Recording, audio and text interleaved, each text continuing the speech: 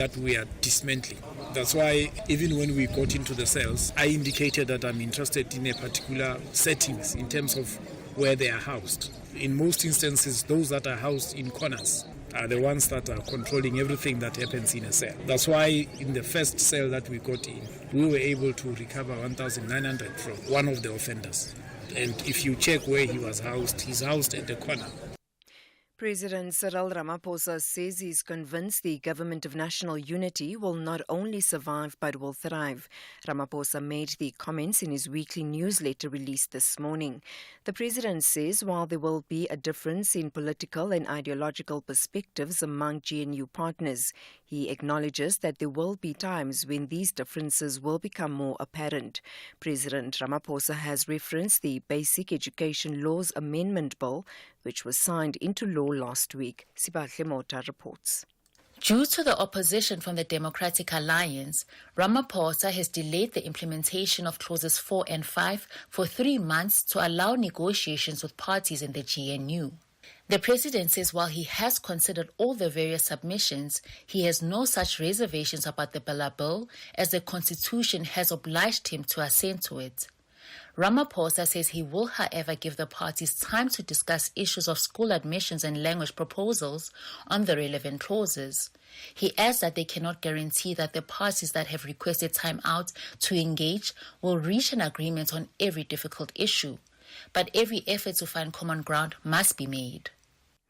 Action SA leader Herman Mashaba says the DA can be assured that it will not receive any support from the party during the motion of no confidence against the City of Tshwane Mayor Cilliers Brink. The ANC's motion of no confidence is set to be tabled next week Thursday. Over the weekend, Mashaba announced that they've cut ties with the DA in Tshwane. He says the move was influenced by the DA's dishonesty when it wanted to work with the ANC. Action SA will either vote with the ANC for the removal of this mayor in the event that in the next 2 weeks we manage to agree with the ANC on the type of government that can serve the people of South Africa, serve with servant leadership and fight corruption. In the event of our failure to reach an agreement with the ANC, Action SA is not going to defend the mayor of the City of Tshwane. We will just fold our hands and it's up to the DA to get the votes to protect themselves. A child has been seriously burnt and 8 houses and a church destroyed following a fire at Buffelspoort in Magaliesberg in the northwest last night. The cause of the fire is not yet known. The fire has since been contained. The Northwest Fire Protection Association's Eric Stock says the child is receiving treatment at a local hospital. He has appealed to the public for help with food and clothing. I think it is now time for the provincial government to consider declaring a state of emergency to assist us to repair infrastructure, to help people who have lost everything. We have the case of what we call the mighty mountain men, where people go into the mountain with blowers and beaters to go and try and put out the fire. And one of our heroes went in, and while he was protecting other people, he lost his own home. This is really very concerning. It is something that will remain with me for a long time. Further afield, and finally, former U.S. President Donald Trump has said he's safe and well after what the FBI described as a second apparent assassination attempt. A Secret Service agent spotted an assault rifle poking out of bushes on the former president's Florida golf course within several hundred meters of where he was playing. That agent opened fire. The man who fled in a car was later arrested. Police have searched his home in North Carolina. The BBC's Jenny Kumar has the details.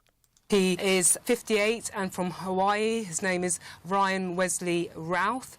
The BBC Verify team have been analysing social media profiles that match his name and profile photos that resemble pictures of him allegedly taken at the scene. And those social media profiles show that he was pro-Ukraine and he was involved in getting volunteer fighters to go out to Ukraine. Recapping the top story, an unannounced search operation has been conducted at St. Albans Correctional Centre in Gqeberha, the Eastern Cape. The raid in the early hours of this morning was led by the Correctional Services National Commissioner. For SAFM News, I am Anne Musa. Devastated by the brutal murder of his wife, John Luther returns in the second season of Luther to policing in a different world. With his old unit gone, Luther finds himself working in the newly created Serious and Serial unit, headed by former police complaints officer Martin Schenk. And now, a strange and mysterious masked man wanders the streets of London, carrying out ritualistic murders in historic locations, working his way up to one final masterpiece. Immerse yourself in a world-class drama with Luther Season 2, Mondays to Wednesdays at 9 p.m. Starts Tuesday the 10th of September on S3. Channel your inner drama with BBC Primetime, only on S3. Open up. S3. Catch the Tastemaster Junior this Tuesday evening at 7 on SABC2. It's another elimination week, and the bottom 6 are taken on a culinary trip back to school. For this challenge, they must create their dream lunchbox filled with nutritious yet delicious treats. And their creations are impressive. That's the Tastemaster Junior this Tuesday evening at 7. Repeat Wednesdays at 1 and Sundays at 4 p.m. Only on SABC2.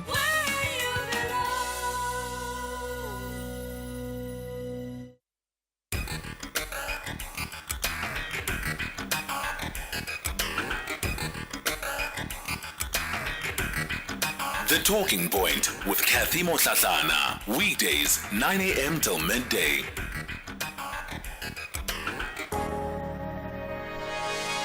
You're listening to the second hour of the show. Welcome to The Talking Point.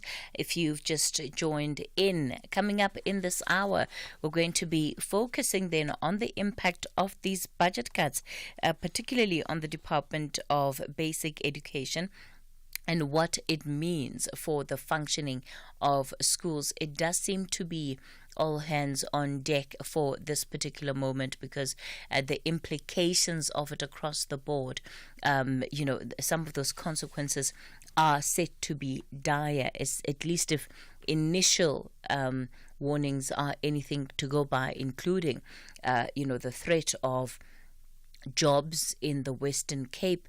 Other provincial departments, however, have not yet indicated what exactly it is that they are going to be doing to make up for these budget deficits. The Minister of Basic Education, Siviwe Gwahube, has said she's going to be trying to bring in as much intervention as possible to create a cushion for these budget cuts with the Department of Finance, and that is with the Treasury Office, to see what else can be done. So we'll get into the nitty-gritty of it within this hour. Before we do that, let me play some of the WhatsApp voice notes that you've sent through. And I must say, from 9:30, after we told you about the cats and dogs that are allegedly being eaten, the voice notes have become unhinged. Morning, Cathy. Hey, what a song, man. You made my day. I was laughing here. I said, what is this now? Hey, people are so creative, man.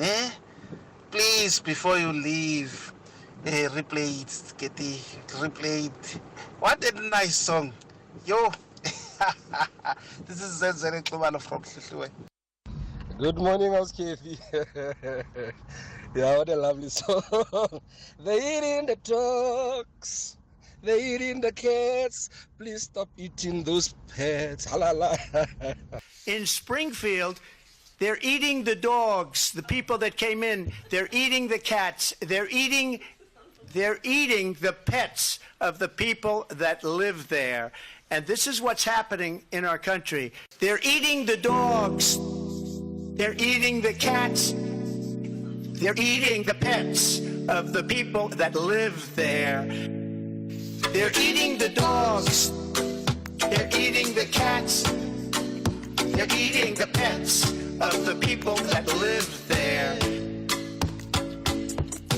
People of Springfield, please don't eat my cats. Why would you do that? Eat something else. People of Springfield, please don't eat my dog. Here's a catalog of other things to eat. They're eating the dogs. Whoa, whoa, whoa, whoa. They're eating the cats. Meow, meow, meow, meow. They're eating the pets of the people that live there. They're eating the dogs. Whoa, whoa, whoa, whoa. They're eating the cats. Meow, meow, meow, meow. They're eating the pets of the people that live there. Hashtag SFM Talking Point. Morning, this is Cathy. You're killing me, man. This song. But on Monday, I just want to say, Kosi. The local leaders, right now.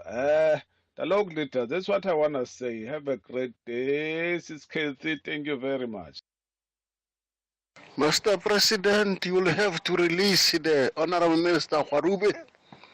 She took oath of office in full view of the Republic. 60 million people, she took oath of office to serve with pride and dignity, without prejudice. You will have to release her, unfortunately. I had so trust in her, but the latest is the defiance. We can't defy the president. Nobody defies the president. Sitting minister defy the president. It cannot happen. Please, she must be released to her DA, federal. Thank you. Good morning, Cathy. Lukman, Cape Town. Cathy, I commend South Africa for putting pressure on the DA to get rid of Ronaldo Gous, and also commend the DA to a certain extent to get rid of Ronaldo Gous. We don't need those kind of characters within the parliament.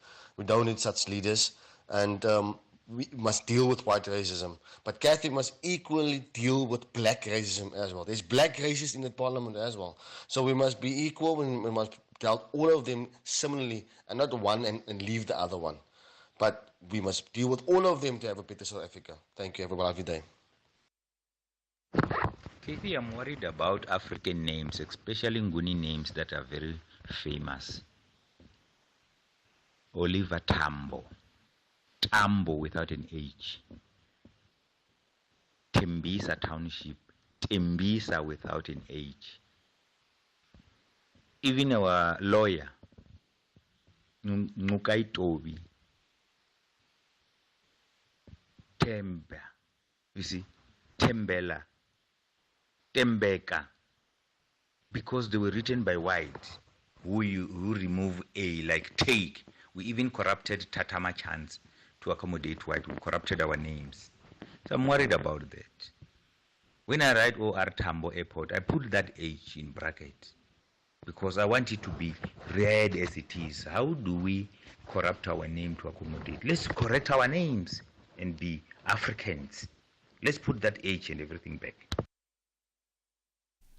All right. Thanks for those WhatsApp voice notes. Let's get then into our conversation for this hour. Of course, we are continuing to see some of the threats over the Bella Bill. But this conversation is not about the Bella Bill, because that has been predominantly what has been the focus, at least in the last couple of days. We are, of course, of something else that will have an even dire impact on the state of our schooling and education system, which is the issue of budget cuts. What we know is that there is a budget deficit of about 3.8 billion rand when it comes to the funding of the public wage agreement over the next 3 years. The Department of Basic Education being among those that has been affected. Provinces have already been given notification around these budget cuts. One province in particular, the Western Cape, has said, well, that leaves them with no choice but to fire at least some of the teachers that they have on staff, even though they're saying they're not necessarily firing them, but they simply won't renew their contracts once they come up to an end. And so that means that you're going to have 2,000 teachers out of the system. And yet what we know about our education system is that you already have classes that are oversubscribed in terms of pupils. We don't have enough teachers in the classroom.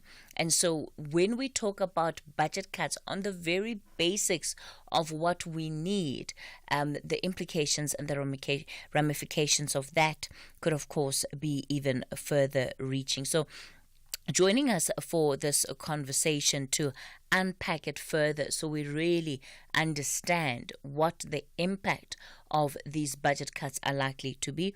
Dr. Ngema is the General Secretary of the National Teachers Union. Dr. Ngema, good morning.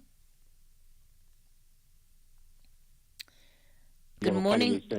Good morning, Dr. Ngema. Good morning, Cathy. Can you hear me? I can hear you loud and clear now.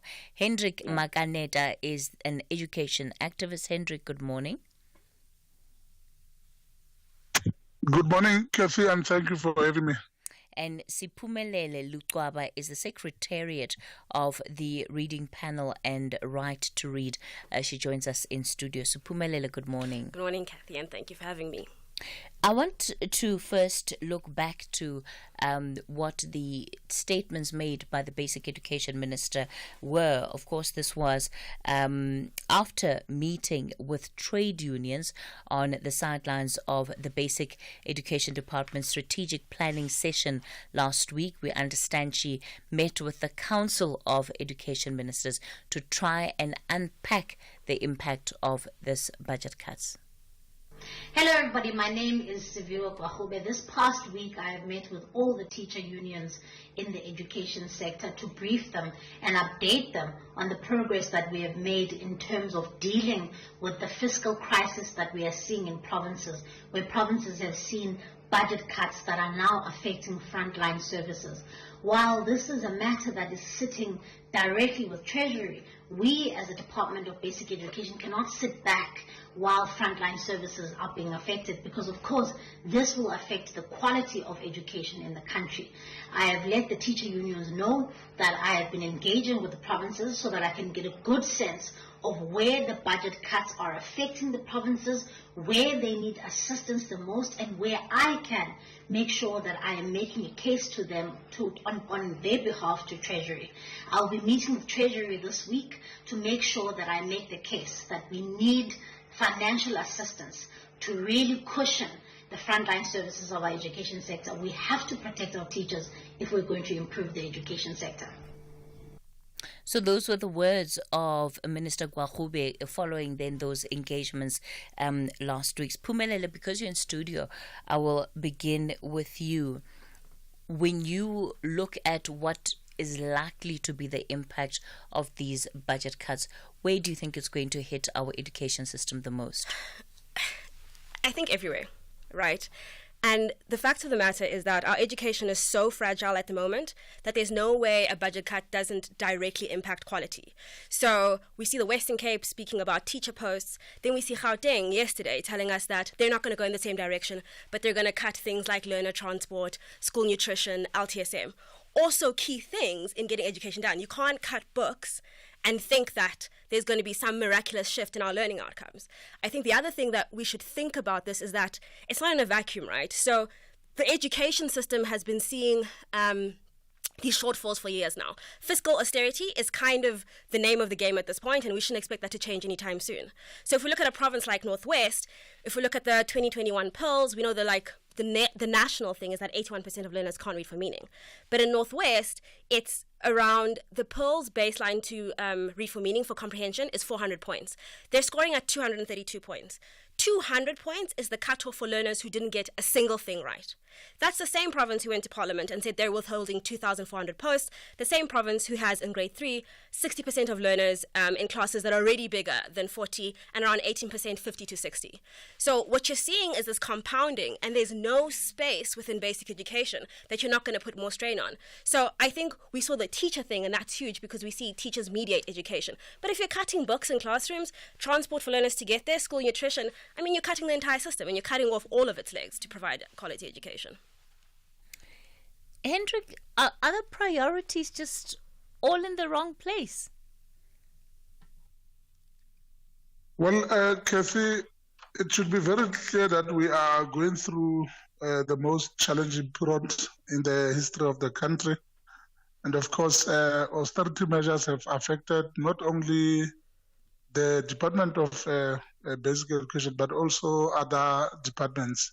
And therefore, in this hour of need, I think that all stakeholders must find a way to properly think about how best, is it for government to spend, and of course, if you can look at two provinces such as Gauteng province and the Western Cape, there seem to be, they're taking different directions. But of importance is for us to ensure that whatever happens, jobs should always be secured. As the Gauteng MEC for Education said yesterday, it is very important. I think that the minister also meeting with the unions, trying to find ways and means in which to resolve the different challenges facing the sector. It's something that we should applaud. And I think that we can safely say that with time, hopefully all of these challenges that are faced by the sector can be finally resolved. Hendrik, I mean, I hear you on the need to preserve jobs, but for me, surely this conversation cannot be just about the jobs, because there's an entire ecosystem within which education functions. And if the one is not strong, it has a direct impact on the other. If we think about the school nutrition program, there was a reason why that was introduced in schools. And in fact, it's now been backed up by research that a hungry child simply cannot learn.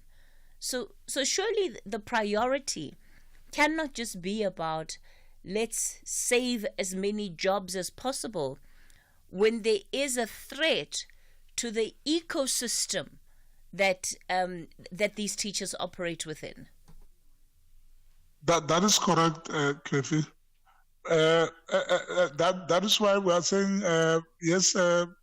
Feeding schemes of government or the National Nutrition Program, as it is called, is very important.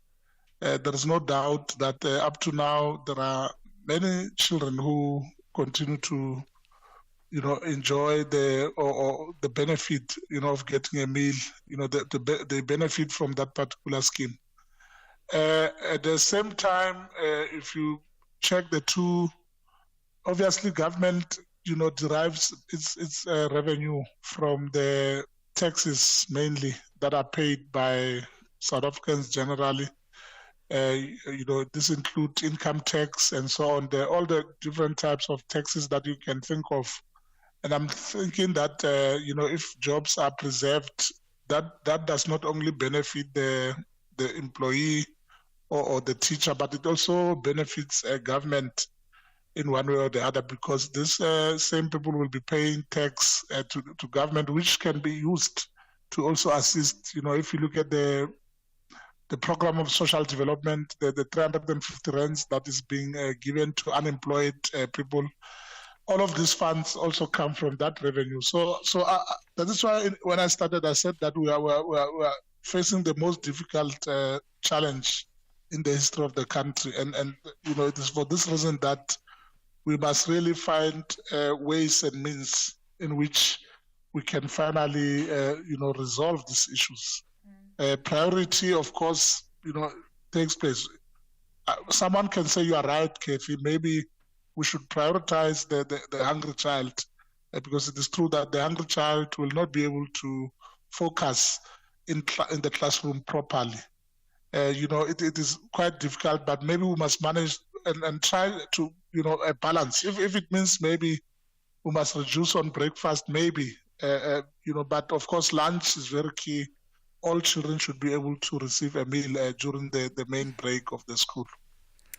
Yeah, Doctor, it's astounding to me that this is where this conversation has come to, that we must pick and choose between what meals our children can have at schools, children that we know do not have any other alternative meals in the home because of these budget cuts and just where things are. Your own impressions of it, and I wonder for you as a union as well, is your priority to say, well, let's save jobs, and if jobs are saved, then it's take any other issue, yes, can be important, but can be addressed at a later stage? Well, thank you very much, Cathy. For us, all these programs in the sector are so much important that they can, be subjected to budget cuts. As you correctly put it, issue of nutrition, you may find that these children, that is the only meal that they get for the day. And if you were to cut that, you are obviously exacerbating the issue of poverty, which is the whole idea and the reason for bringing that program into schools. And as they're hungry, as they get into the classrooms, obviously they will not be able to concentrate on their subject matter. And that on its own will also affect the outcome and the quality of learning. So there is actually no area where we can simply say that no, inside education, particularly, you can cut on that program. They are equally important. And for us, really, the trade union, obviously, our main priority is to save jobs. But equally so, the school nutrition program or feeding scheme is also a no-go area when it comes to this budget cuts. Issues also pertaining to allocation of learning and teaching support material, cannot be, subjected to budget cuts yet again. So all what you are saying for the ministry or the department to find solutions, unfortunately, and really have got to go back to the National Treasury and, approach finance department to see to it how best they can, find solutions into this matter and ensure that education is adequately, funded and resourced. Because really there is no area where you can say that here it's easy and you can just chop the budget. Indeed, as a trade union ourselves, we are also worried in terms of the impact that these budget cuts are going to have in our system. Obviously, the quality of teaching and learning and the outcomes will be affected, particularly, Cathy, for us, rural-based as well as township-based schools. Those schools, you will find that they operate with about 4 teachers because of the post-provisioning norm system of our country.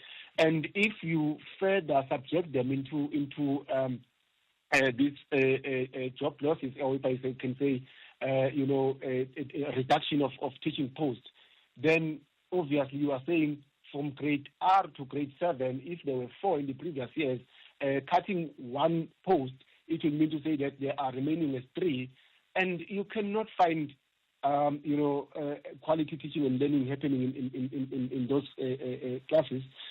We're very much worried when the minister yesterday, the MEC in Gauteng province said he will not be increasing the number of teachers, but he also said the number of classes are going to increase owing to the high influx of learners in the province. I mean, it's a contradiction, Cathy. Looking into it and say, now you are admitting more learners, you expect an influx of learners. The question is, who's going to teach those learners if you are not increasing the number of teachers? If you're not increasing, or should I say, creating new posts. So it's very much worrisome, and I must say that as teacher unions, we are facing a dark cloud in our system, and we want to condemn these budget cuts and call on the Minister of Basic Education to go back to National Treasury and indeed make a plea that funding be made available to our education system. We'll continue this conversation shortly.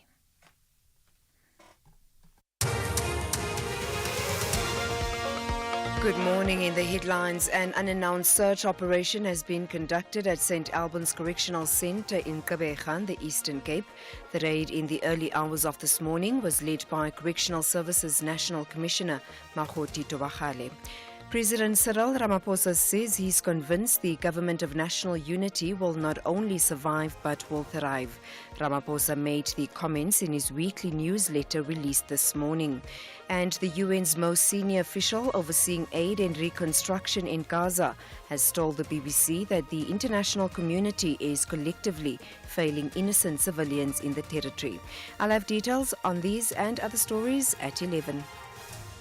Taking a look at your markets this morning, the rand is currently trading at 17 rand 63 to the dollar, 23 rand 29 to the pound, and 19 rand 66 to the euro. Markets in Asia were higher at the closing bell. Data on the JSE currently unavailable due to technical issues, and of course technicians are assisting, so that should be coming back on board soon. Markets in Europe are mixed this hour. Gold is trading at $2,581, platinum $991 per ounce. The price of Brent crude oil is at $72.19 a barrel. 20 outfits of the Premier League are back on the battlefield for another spectacular season, with ambitions to play the world's most competitive and compelling football. Rodri! City 3! West Ham 1! This is the massive fight for the ultimate glory. Caicedo, is he going to try and beat him from inside his own arm? Oh, boys, it's Caicedo! I can't believe it!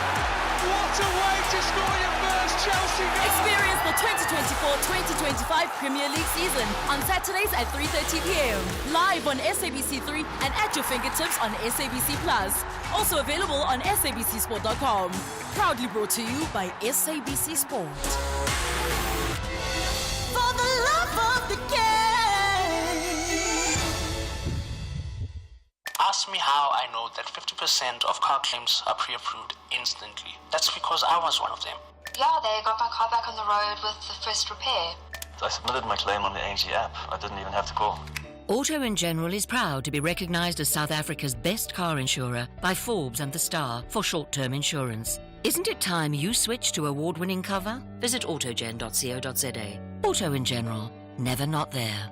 ANG is a licensed non-life insurer and FSP. T's and C's online. The world's best cooking show is finally here. MasterChef South Africa Season 5. You'll meet 20 talented home cooks from around Mzansi, noma uphumaphi, and no matter your favorite dish. See if the chefs can handle the heat in the kitchen in a race to be crowned MasterChef South Africa. Every Saturday, 7:30 p.m. only on S3, Channel 193. MasterChef South Africa, the world's best cooking show, proudly sponsored by Pick n Pay. The Talking Point with Cathy Mohlahlana. Weekdays, 9 a.m. till midday. We continue the conversation on the Talking Point. We are zooming in on the proposed budget cuts and how they're likely to affect the Department of Basic Education. Joining us for that conversation, Dr. Ngema, General Secretary of the National Teachers Union, Hendrik Makaneta, Education Activist, and Spumelele Luqwaba, who is Secretariat of the Reading Panel and the Right to Read. Spumelele, as I was listening to our guests for this hour and their contributions, and just, yes, obviously it's a balancing act of what are the priorities, what's urgent, what's important, and if we're looking at that quadrant, right, at which point are we now? And it does feel like we're at the point where everything is urgent and important at the same time, which is a crisis that often leadership should really try to avoid, because it then becomes difficult to try and deal with. But overall, there must be something fundamentally that we are not doing right as a society, and that our government is not getting right. If we have to choose between whether children eat at school, or whether they have a teacher, or whether they have transport to get to school, there should be some things that we should not be debating and trying to nitpick, because it's about the well-being of minors and the most vulnerable in our society. Yes, not all children may be in vulnerable circumstances, but by virtue of positioning, the fact that they are minors makes them vulnerable. I think our greatest constraint as a society in all sectors, but I'll just stick to basic education, is we have no idea how to plan. So we know that we've been in like fiscal consolidation for many years now, but the real push here, and let's call a spade, is the 2023 Public Wage Bill Agreement, right? That caused the big pressure on the system. Now, I don't have an opinion on that because I do feel our teachers should be paid a sufficient wage, but it causes that pressure. Initially, we see in the 2024 budget that there isn't any money allocated. Later, some money is allocated. Now, this year, a portion.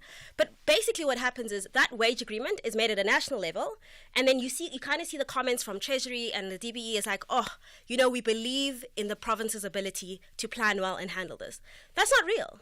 That's not a real thing you can say. You knew we were already in fiscal consolidation. You knew you were doing this wage bill, and then it's like what you give a similar budget and just hope and pray that maybe the provinces can cut there, because that's who I feel sorry for, the provinces, right? They're under immense pressure over something that happened at a national level, and then what we see now is this new panic and okay, so the minister's going to meet with the provinces and we're going to make a plan.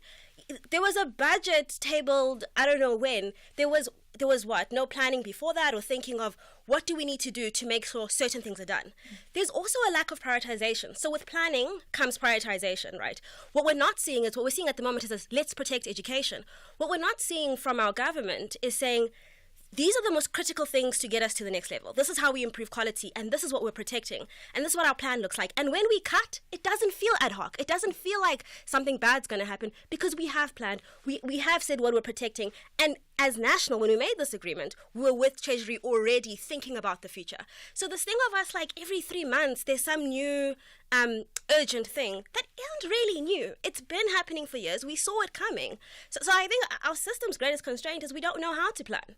And we're going to keep finding ourselves here and like nitpicking and taking away half of this and a little bit of that because we just don't know how to look forward instead of panicking in the moment to try fix things. Doctor, how worried should we be that the impact of these budget cuts has largely been left to the discretion of provinces? Well, Cathy, really, we should be worried. Like I said, really, we are heading for a disaster here.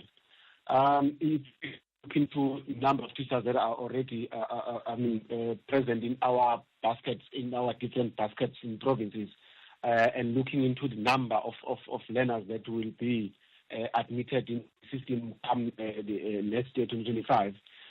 With the numbers that were presented even by the MEC yesterday in Gauteng, you can tell that we are heading for a situation where some of the subjects could not be taught in some schools. You'll find that there are classes that are without teachers. You will find that at the end of the term, of school term, some learners will not be able to receive their results on the basis that subjects were not taught and obviously not assessed. So at this point in time, really, if we're unable to find a solution, in a very short space of time that we have between now and the beginning of the year 2025, we are really heading for a huge disaster. But very importantly, like I said, the issue of quality and the access to quality of education for our learners. At this point in time, the approved ratio of teacher to pupil is about 1:36. But you'll find that our teachers, they teach more than 60 learners, about 70. And that requires, in terms of the approved ratio, about 2 teachers. So in other words, it suggests to say that the teacher will not be able to reach out to every learner in the classroom for maximum participation, and learners themselves will not be able to grasp the subject matter effectively. So the quality there will be affected. But looking into what the provinces really should do, because the minister would have said they must go back and do the analysis. I think the time has also come for us to say, really, what is the role of other sectors, including private sector, business sector, in augmenting and assisting government in this regard. I hear and understand the issues of wage bill, lack of planning, which in my view, Cathy, really should not be, blamed, or should I say, brought on the, bringing about shortage in terms of the allocation of resources, including human resources, being teachers. So at this point in time, we should be saying, what is private sector doing? Can you come and assist, particularly on other issues? To say, for instance, your transport, as well as also allocation or provision of nutrition in schools. At least most of the funding can then ensure, because as you correctly said it, bringing them to school and putting budget into transport and also ensuring that they have food on their, at school. But the question is, if you cut jobs, who is going to teach them when they are already at school and have already eaten? So we shall deal with those issues. Let's hear out how business is going to assist in this regard. Yeah, look, yes, absolutely, business must get involved, but this falls squarely in the ambit of our government. These provisions fall within the ambit of our government, and it just it boggles the mind, really, that this is where things are here today. Hendrik, we of course are also looking at a situation where there are conflicting messages from provinces around how to approach it. Of course, in that, one also gets the sense that there will be opportunities for a lot of political grandstanding, but this is one of those issues that really requires creativity around solutions and not perhaps, again, the discretion of provinces to decide what it is that they will do to work within their allocated budgets, because that in and of itself is going to create an incredible amount of tension within the industry. If the Western Cape is cutting teachers and Gauteng is cutting transport already in the ecosystem, it just creates confusion and tension. Definitely, Cathy. I think that there must be clear communication channels, especially from national level. In this hour of need, the minister should take a lead, to meet with the Council of Education Ministers, which consists of, MECs from all 9 provinces. And there must be a clear program to say, in this particular matter of, austerity measures, budget cuts, let there be one channel of communication. Even though, provinces are free to do what they want, but let there be one message that is communicated throughout the country to say that if we are going to cut on a specific, for example, to reduce nutrition, let that happen throughout, the 9 provinces. And of course, if alternative measures are sought, to say, as an example, let us involve the communities, let us involve business people in communities to say, we want you to come and give breakfast to learners. Let that happen, throughout the country and not necessarily in a specific province. So there must be some sort of a synergy to make sure that, there must not be confusion. Hendrik, just to be clear, when it comes to the issue of the school nutrition, are you saying that right now there is no conversation that is looking at how much of that wage agreement, in terms of the increases, how much of that can be negotiated to say, well, yes, some of it should go towards increases and some of it can go towards, let's say, the school nutrition program? Well, Cathy, given the serious statements that were made by the 2 provinces, in this case, Gauteng and Western Cape, it is clear that, there is some confusion when it comes to what should be done by government. Hence, even us as activists in the terrain, we find ourselves, confused by these different messages that are are propagated.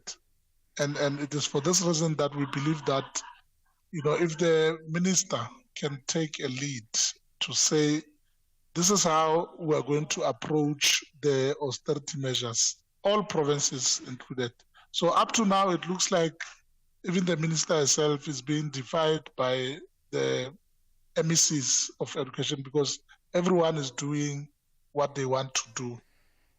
They are following their own plan. There is no central plan, yes. All right. Let me read this message from Leonard out in Rustenburg, who says, good morning, Cathy. This whole conversation is really disappointing and embarrassing. If children of ministers and members of parliament went to public schools, we wouldn't be having this conversation. Our priorities as a country are shocking. Well, let me move on to our phone lines. Butana, you're calling from Rosebank. Butana, I don't need to even hear you say a word to know how upset you must be about this whole thing. It is frustrating. Good morning to you, Cathy, and your guests there. It is because of reckless decision of the ANC trying to appease the unions, hoping that they will get the vote from them. Reckless decision. There's consequences for that. Now the unions, they seem to be doubled. The money goes to the salary bill. And that salary bill also is funded with loans. What type of government do we have here? Now you have to go to private sector asking them to assist. To assist what? To fund the salary bill of the unions. That we are not even getting value for that. Not getting value. In particular, kids are from township. Kids have been flocked to schools in towns because unions don't teach there. Now they want money. There's no money in government. This government is bankrupt. They don't know that. Where will the money come from? They have to manufacture money. Look, so irritating these people. Nowadays they seem there's no confusion here. Butana, the point that you're making, I think, really speaks to what can, in the long run, be an aggravator of the high levels of inequality that we already see in our country. That if you have these schools, these public schools that continue to be defunded, it only is going to increase the problem that we're sitting with. Because remember, on the other half, for parents who are taking their children to private schools and have opted out of the system, they no longer have any incentive to come back. And so whatever resources they could have potentially been bringing back into the public education system, those are now lost to the private sector. Indeed. Even now they're flooding the Model C. The children of this union people, they're in the Model C schools. But these guys, they don't teach in townships. Now they're going to make noise to us as if they're concerned. They're telling us about the government cuts. It's a guy. Where must it come from? Okay. Butana out in Rosebank. Mike, you're in Newlands. I hope you're going to be on your best behavior. Good morning, Mike. Good morning, Cathy. I promise I'll do my best. I want to just point out that, I'm so frustrated. I mean, I feel like your previous caller, but this is not going to help the show, unfortunately. But I think we must deal with it because otherwise we don't ask the question, why are we in this mess?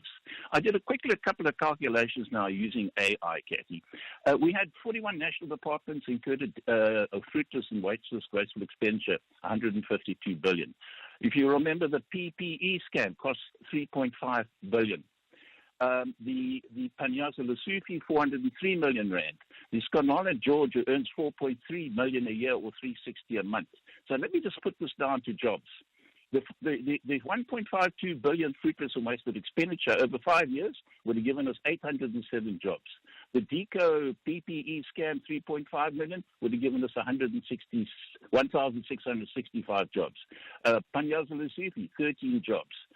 Skolani George, 12 jobs. Oh, and then the Tembisa Hospital, which Dear Karen uncovered, and this union shamefully says nothing about except that they're shocked, found a scam there's worth much 3 billion. They would have given us 1,690 teachers.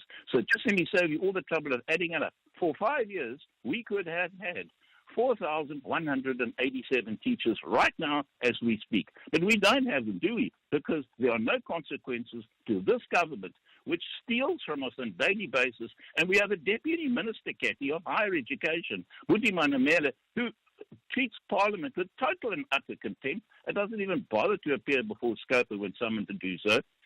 I'm speechless with this. It's shocking. And now we're looking. We've got kids in this country, black children who can't read for meaning, 81% of them. We've got kids growing up with stunted growth, and I don't know how many hundreds die amongst them starvation. Okay. And the union there says nothing. They should be ashamed of themselves. You should stand up, resign from the ANC, and stand up for the people just for once in his life. Thanks very much. All right. Mike out in Newlands. Janusz, you're in Cape Town. Good morning. Good morning, Cathy. Cathy, I'm surprised because, according to the collection of this from the SARS, we had a good year for the collection of our tax money. So now we are short of the money. So what's happening? We're supposed to be on the positive, isn't it? And then also the point that NPA, the NPA, the organization which doesn't collect enough money, stolen money. If we have this good recollection, taking money from the criminals, perhaps we'll cover the teachers and other professions, So I think I'm shocked. But I would like to ask you from the positive side, if you would give me someday 5 minutes, I would like to explain to you, because I would like to promote colleges, private government colleges, which really don't need any money from the government, rather do the money by themselves from the private jobs. If you will give me a chance to explain to you, I don't think I'm got the time now, but please, if you can, because it's a good program. I was in this program myself. I was properly trained, and I didn't have to pay a cent for my colleges. All right. Thank you very much, Cathy. All right, Janusz. Thanks for that contribution. So I guess the question now is where to really from here. What do we need to see happen now? We've heard the commitments from Minister Sivuwe Gwahube that she's going to be meeting with Treasury. That meeting could come out with absolutely nothing. What then? I don't know. Quite honestly, this is one big systemic problem, and at some point the system has to work. If we think about teacher wages, it's about 80% of the entire basic education budget, 80% of 340 billion rand. If we take away infrastructure grants, it's 90%. So at some point, we need to make this teacher thing work. And I don't know what that is. That has something to do with planning. That is how we allocate them, how we are going to compensate them.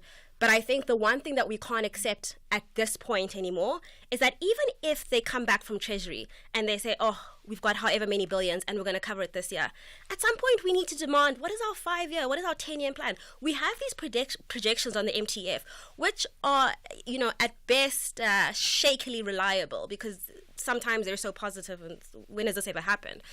But I do think we need to start demanding these longer-term plans. We also... I agree with one of the other callers on how is it possible that we're not seeing this kind of leadership at a national level? Sure, they have concurrent jurisdiction between the national and the provinces, but it can't keep being that national is surprised by provinces and provinces are surprised by national. So we need leadership at the top, we need a plan, and it needs to be a budgeted plan. It can't be that, okay, our priority areas are like reading matric and that's it. It needs to be, what does this cost? How are you working with Stats SA? How many learners are coming into the system? What do the projections look like? And I think unless we start seeing that tighter connection between National Treasury, the DBE, and the PEDs, 3 months, we're going to be sitting in this exact same chair again. And I talk about Stats SA cautiously, because if you have to ask them to do more research, they of course have also been hit by budget cuts. We can't even fully rely on some of the data coming out of the census. So it is a systemic issue. Doctor, what then needs to happen next? Well, equally here, Cathy, I think at this point in time, we shall wait for the outcome of that conversation between the minister and the National Treasury, if it bears any fruits. Indeed, if there are no solution, if I may say, if there is no funding coming from National Treasury, then indeed we are heading for disaster, and our schools will be just chaotic come next year, because, like I said, there will be learners that will be without teachers. But we are also making a call on ourselves as NATO to say, really, Finance Ministry needs to reverse the budget cuts, because it can't be right for any country, developing country like South Africa, that speaks about developing and ensuring that children are getting proper education, but also to impose budget cuts, because really, like you said, we are now confused in terms of what to do in striking the balancing act. Where should we cut the financing? So. But I must also say, Cathy, that we hear the criticism from some of your callers. Well, as unions, we've got our right to bargain and advocate for better wages for our members. Unfortunately, no one is talking about the state of the school infrastructure under which our members are working. No one is talking about conditions of employment. No one is talking about the cost of living that is increasing. But all the increases in the wage bill is on us. But again, no one is talking about the number of children that go to teach in one classroom, the overcrowding that happens. So at this point in time, the blame game will not help. But where we are, we really need to see how best can we find a solution.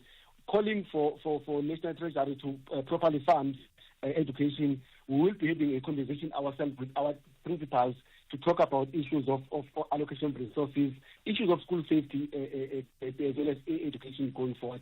We'll be holding that seminar come next month, and we are hopeful indeed that and optimistic that the minister will come up with something from National Treasury. All right. Okay. Thanks for that contribution. Hendrik?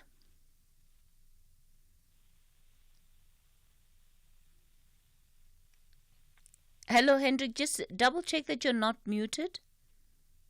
Yeah, sorry, Cathy. Yes. So your concluding remarks. Cathy, my concluding remark is that whatever we do as stakeholders, along with government, the learner should be put at the center of learning and teaching, so that they can be able to create a future for themselves, despite the difficult challenges that we might face.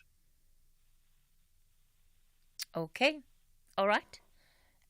Hendrik Makaneta, education activist there. Dr. Ngema is the General Secretary of the National Teachers Union, and Spumelele Lukwaba, Secretariat of the Reading Panel and the Right to Read. So absolutely a concerning situation, and one that we're hoping we'll be able to get clarity from, if it's not by way of the minister, but also by way of Parliament, to find out how exactly Parliament is also going to be trying to deal with this situation. And Janus, you asked, there was money, there was suddenly no money. The wage agreement was approved and it was unfunded at the time. And when it was approved, we knew that it was unfunded. There was always a big question mark about where that money was going to come from.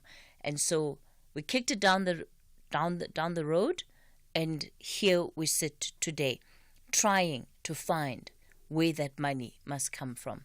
Let me thank all of my guests for their contribution to our conversation today. It's 11 o'clock. 18 teams are back on the hunting ground. No one wants a loss or a draw. They are all searching for maximum points in every encounter. This is the Bundesliga. Football as it's meant to be. Do not miss out on the 2024-2025 Bundesliga season. Catch the action live on Saturdays at 6:30 p.m. Live on SABC Sport on DTT Channel 4 and at your fingertips on SABC Plus. Also available on sabcsport.com.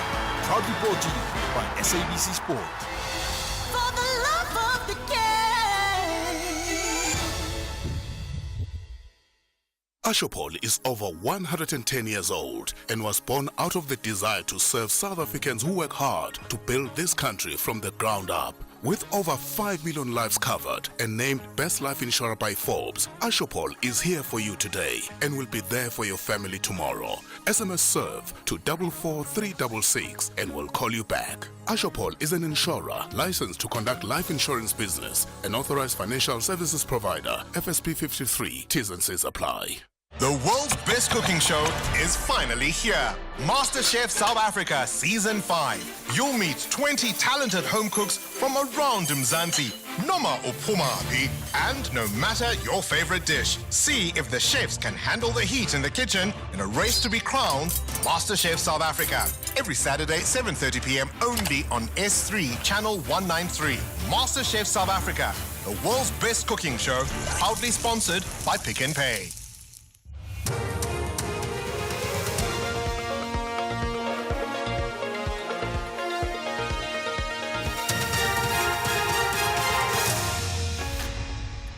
In our top stories, a raid at St. Albans Correctional Centre and President Ramaphosa convinced GNU will thrive.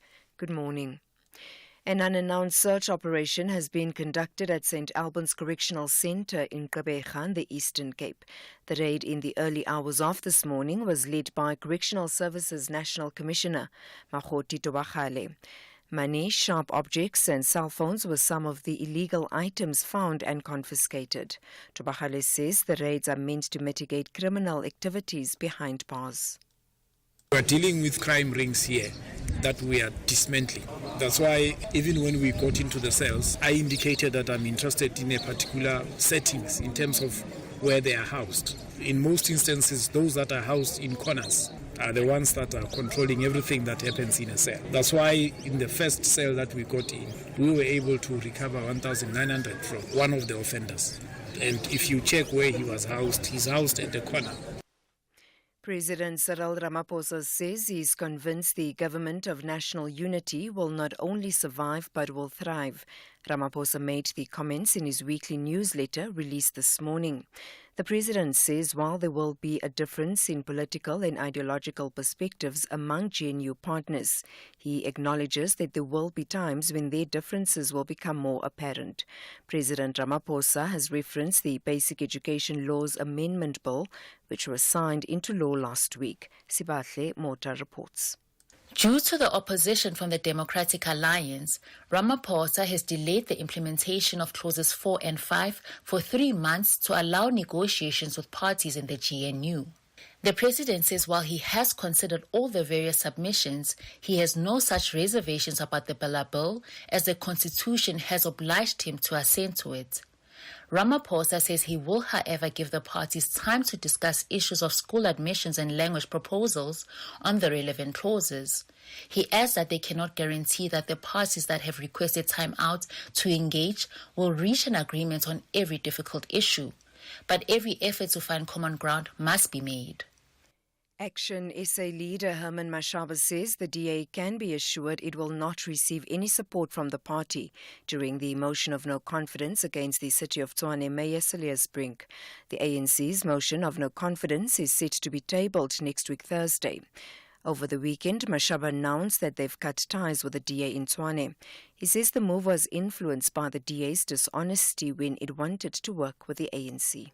Action SA will either vote with the ANC for the removal of this mayor in the event that in the next 2 weeks we manage to agree with the ANC on the type of government that can serve the people of South Africa, serve with servant leadership and fight corruption.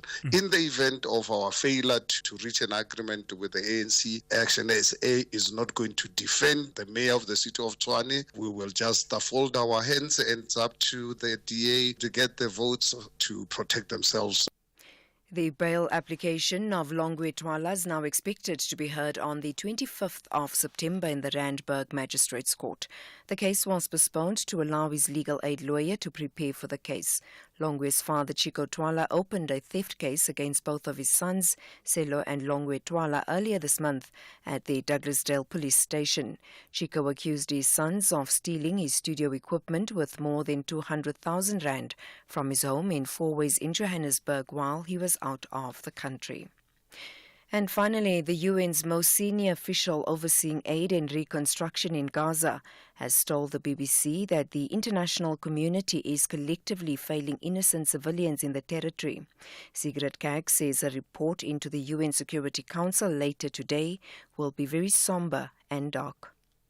We've built all systems to be in place, but there's no substitute for political will and the political choice to improve matters. The ceasefire and release of the hostages is desperately needed. Not much else can be improved until we reach that point. Recapping the top story, an unannounced search operation has been conducted at St. Albans Correctional Centre in Gqeberha, the Eastern Cape. The raid in the early hours of this morning was led by the Correctional Services National Commissioner. For SAFM News, I am Anne Musa. Hey, you know, Ntwana, if I could, I'd fly to Dubai. Here we go again. First class, Exeni. Niti shwe. Get myself a V12 Beast and a mansion with Instagram-worthy views. You don't even have Instagram. Imagine seeing the city skyline from my bedroom, watching MasterChef SA while I have my very own MasterChef in my kitchen. Forget the queues at the cinema. I'd have one in my crib, Joe. I'm talking 7.1 surround sound and a 120-inch 8K TV whilst I'm sipping on some grapes. I'm talking luxury, Ntwana. What do you know about that? Let me school you, bro. Tune into Dubai, Buying the Dream, Saturdays at 8:30 p.m. on S3, and channel your inner luxury. Only on S3. Open up. S3. This September, S3 brings you thought-provoking nature dockies that will change the way in which you view the world. Temperature Rising tells the story of three activists as they grapple with what thinking globally and acting locally means as they fight the barriers to climate action. Airs Sunday, the 8th of September. Channel your inner activist with our selection of premium dockies Sundays at 5 p.m. only on S3. Open up. S3. SAFM 104 to 107 nationwide. Leading the conversation. Cathy, good morning. Down from Cape Town. I just want to find out why can't they start cutting senior government officials' salaries, starting from the president downwards to your deputy directors?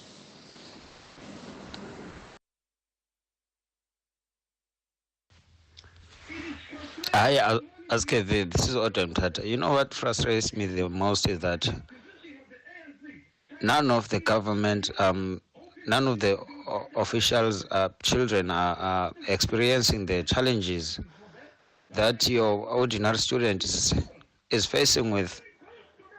And they just don't care. They just do not care. All they know is too much English to talk. They talk too much English. Yeah. Morning, Cathy. At the end of the day, Cathy, political parties are worried about losing votes for 26 and 29 because parents and their kids are flocking in these big cities for jobs, and teachers don't want to go to rural areas because of crime and there's no water there. It's not only Pretoria who has no water. Sheikh Mashaba is so confused. They break away from DA. So let us not look color. Let us put facts on the table and not use racism or apartheid. Let's put facts on the table. And remember, I say again, God is the answer for the person who's going to rule this country. Thank you, Cathy. Cathy, sometimes we have to look ourselves in the mirror and say, the economy of the country is not doing well. things are not right. State capture has siphoned a lot of billions outside. Now things are bad. Where do we cut? If we can't cut in education, do we cut in health? Do we cut in police? Do we cut in military? Where do we cut? Do we cut social development? Where else do we cut? Everywhere else, everywhere has to have a cut. And the cut has come with consequences. Unfortunately, somewhere, somehow, somewhere has to be cut. There's nothing like free lunch. Somebody has to pay for it. So even the cutting, there will be a marginal cut everywhere in all other departments, because there's no department that we can say this is the holy dial and it cannot be cut, because finances are not correct. Somewhere we have to go down. #SFM Talking Point. Well, that's undoubtedly a conversation that is going to continue, especially in the next week, as provinces try to navigate their way through these budget cuts and what the impact of those will be on the rolling out of education in the next 12 to 24 months. Well, to change gears now, we're in conversation with the Tshiamiso Trust. It was set up to pay compensation funds to former mine workers who had contracted silicosis and tuberculosis while working for various establishments in the country. It is, of course, one of the biggest lawsuit settlements in the history of this country. So far, 1.5 billion rand has been paid out. Those claims started being processed in 2021. Munyadziwa Kwinda is the CEO of Tshiamiso Trust. Dr. Kwinda, good morning to you. Thank you for your time. Good morning, Cathy, and good morning to your listeners. Thank you for having us as the trust this morning. Well, this trust was established just over 6 years ago, following what was really a historic victory when it came to silicosis and tuberculosis, in terms of the fight that was waged by former mine workers who felt that they were having to live with the burden of having been exposed to elements while doing their work that have resulted in them contracting these chronic illnesses. We, of course, now have a situation where you're having to pay out miners that are either in the Eastern Cape, Eswatini, Mozambique, Zimbabwe, Malawi, and the rest of the region. How has the claims process been going so far? Yes, 1.5 billion rand has gone out, but how much have you budgeted for? Thank you, Cathy. Maybe just to go back, the trust was established in 2019. So one will say now we are into the 5th year. Although the trust really started to operate, you remember after 2019, we went into COVID. So the trust really started to operate effectively in 2021. And up to this far, we have paid about 1.7 billion. We are moving towards 1.8 billion, and that is up for up plus or minus 19,000 claimants that we have paid so far. And what is quite important, Cathy and the listeners, is that this trust was established as a part of the settlement agreement between the mining companies and the claimants, who are mine workers and ex-mine workers, to compensate them for suffering from TB and silicosis with permanent lung impairment. And this is quite critical, because just having TB or silicosis by itself is not sufficient. As this was a delictual claim, then we need to link the causation in terms of, did that silicosis or TB cause permanent lung impairment on a mine worker, or for those who are deceased, did that cause the death of that ex-mine worker? So those are some of the things that we are dealing with currently. When it comes to your expectations around how many more claims could be outstanding, when you prepare for that, what is your thinking currently? Are you perhaps benchmarking against the number of employees that you would have had at the time and projections around maybe how many of them would have left work due to illness associated with silicosis, tuberculosis? Yeah, first, Cathy, we do have a database that we have received from the industry. And how we work around the database is that we look at the qualifying criteria before we can speak of whether somebody is eligible for payment. The first question is, has this person worked in the qualifying mine? And when we talk about qualifying mine, we are talking about those 82 gold mines. Of course, currently we deal with only 6 companies, but with qualifying mines around 82 gold mines. During the qualifying period, which is 1965 to 2019, and performing risk work. So that is the basic qualifying criteria. So from the database that we have, we look at that and we continue, Cathy and the listeners, to work on the database. Currently, we have identified 1,032,000 mine workers and ex-mine workers who are under that category of qualifying mine, qualifying period, and performing a risk work. So our work is to identify as many as reasonably possible. And I need to use my words very clearly here, because the trust deed does not say we should identify all of them with the difficulties that are there, but during the life of the trust of 12 years, we need to identify as many eligible claimants as reasonably possible. And up to this far, Cathy, I have to mention that we have already identified out of the 1,032,000, and that number will increase as we continue to look at our database, but we have identified more than 400,000 of that particular group.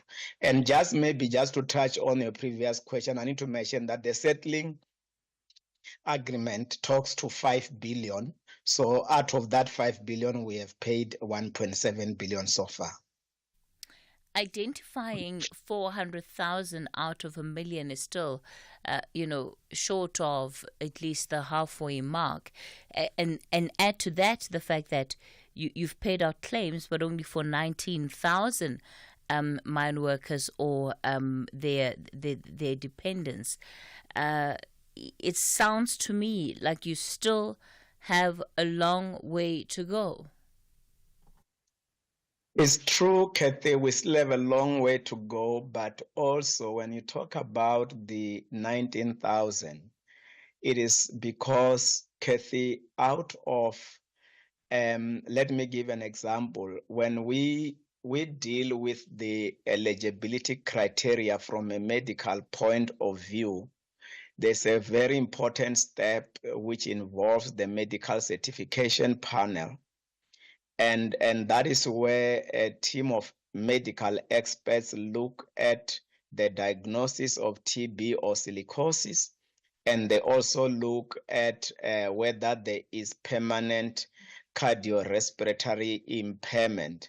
And what we are sitting with, which informs that number of 19,000, Cathy, is that our medical eligibility rate is sitting at 29%. If we were to take it to 30%, it means out of the 10 claimants that come through the medical certification panel, only 3 are found to be qualifying for compensation under the trust deed. That's why, as much as we have identified that number, the number of payments is sitting there because it also deals with the eligibility criteria, but also, of course, some of the issues that we are still dealing with in terms of the trust deed interpretation, especially relating to deceased mine workers.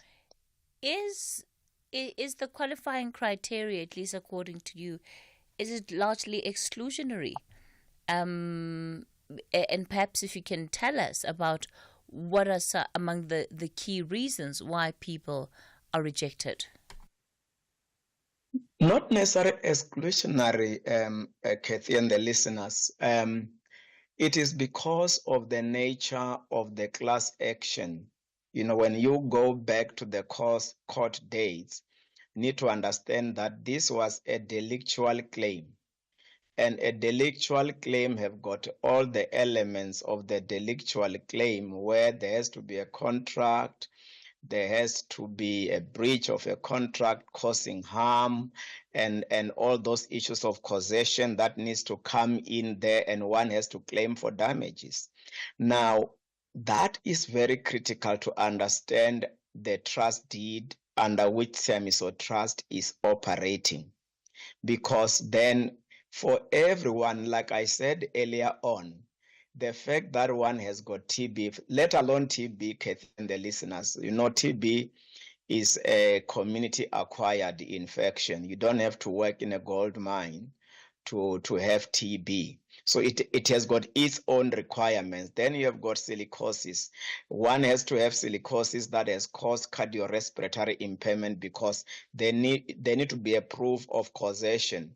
And that's why then you have others who are ineligible. For example, if somebody has got silicosis, but when a lung function test is done on them, it found that their lungs are perfect, there's no impairment, then that person may not qualify under the trust deed. So it's because of the nature of the settlement agreement, which was following a delictual claim.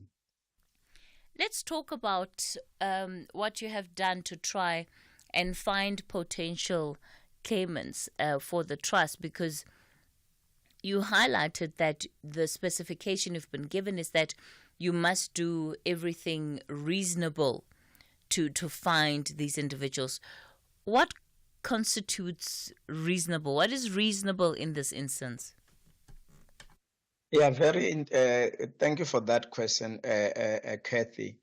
There are lots of activities that we have been involved in. Maybe first thing to mention is that, in fact, out of the 12 years, we have 10 years to do that particular activity of locating.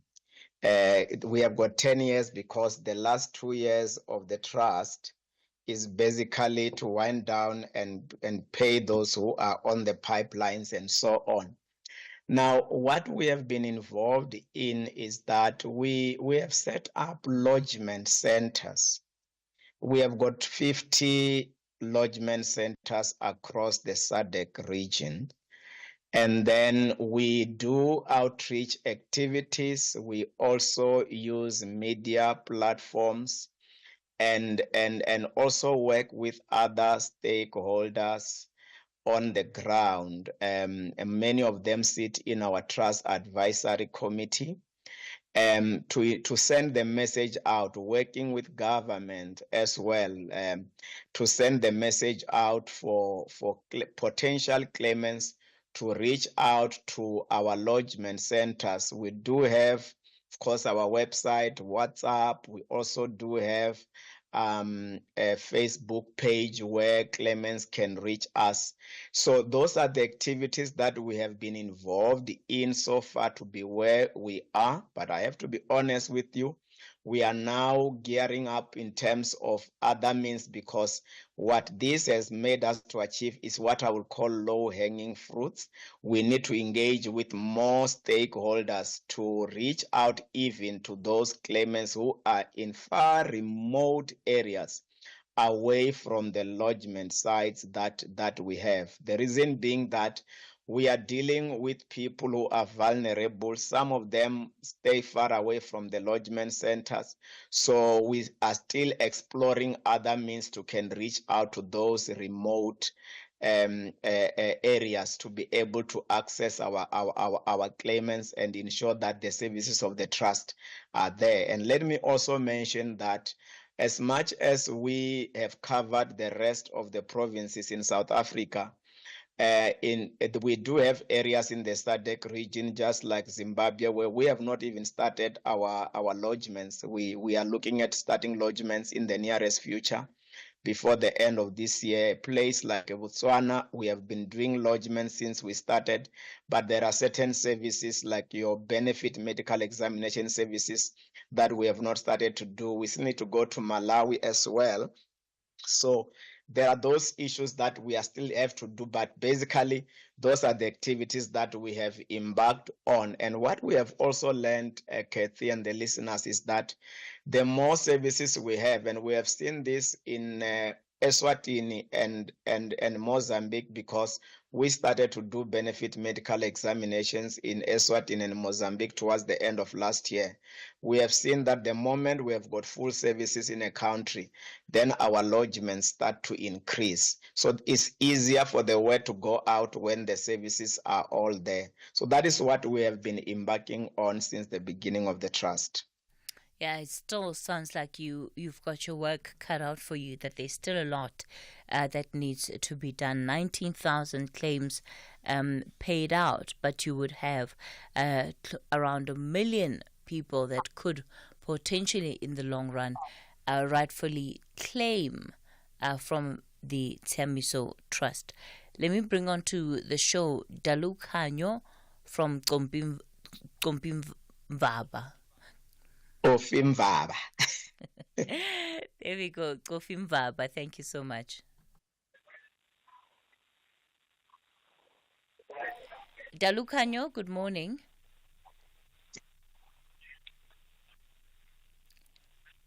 Dalu Khanyo? Hello. Yes, you're live on the radio. Good morning. Good morning, Cathy. Yes. I just want to pose a question to the CEO. Yes, CEO, I'm from the Eastern Cape in Kofimbaba. We have ex-miners that have been laid down for years because they got sick whilst they were in the services of mines.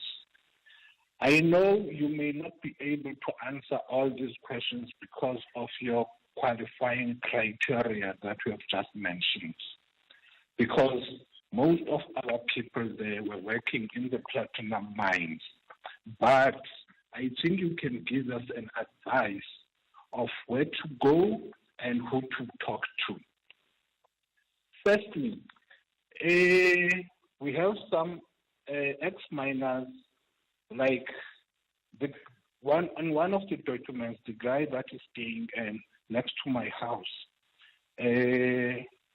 worked for the mine for 20 years, and he was laid down because of health reasons. He was working in the platinum and was diagnosed with severe fibrosis with intestinal shift, and he couldn't work. The guy last worked in 2003 and only got paid in 2012. He was paid by the Masakana Provident Fund 1,133 rands for the whole service he has been in the mines.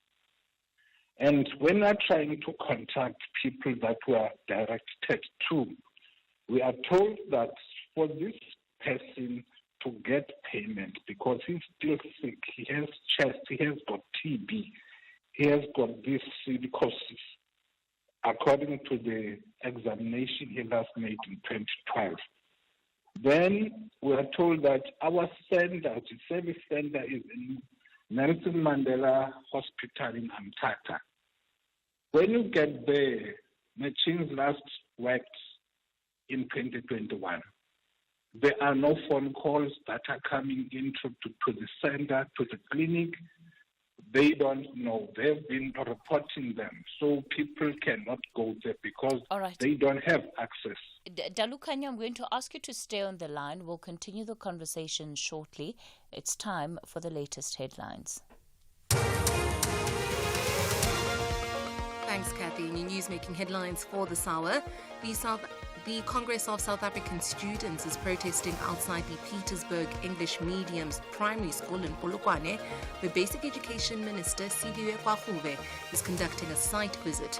The minister is on tour of several schools in Limpopo today.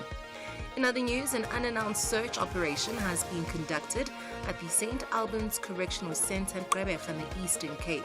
The raid in the early hours of this morning was led by Correctional Services National Commissioner Makgoti Twagai. And lastly, the Hawks and the Road Traffic Management Corporation have arrested a driving school owner and 13 licensing officers working in Sabi, Graskop and Leidenburg testing stations in Mpumalanga. It is alleged that the officers colluded with driving school owners in corrupt activities of issuing fraudulent driving licenses. I'll be back at 12 with more news. For SFM News, good morning. I'm Iba Chipa. Weeknights on S3 are anything but ordinary. BBC Primetime brings you the best of British television from 9 p.m. till 11 p.m. You love drama? Then step into the world of Luther as he cracks down on criminals terrorizing the streets of London Monday to Wednesdays at 9 p.m. Top Gear will have you falling in love and rolling in laughter as Jeremy Clarkson and his team take you on an automotive journey like no other, Monday to Wednesdays at 10 p.m. Channel your best entertainment with BBC Primetime, only on S3. Open up. S3. Catch the Tastemaster Junior this Tuesday evening at 7 on SABC2. It's another elimination week, and the bottom 6 are taken on a culinary trip back to school. For this challenge, they must create their dream lunchbox filled with nutritious yet delicious treats. And their creations are impressive. That's the Tastemaster Junior this Tuesday evening at 7. Repeat Wednesdays at 1 and Sundays at 4 p.m. Only on SABC2.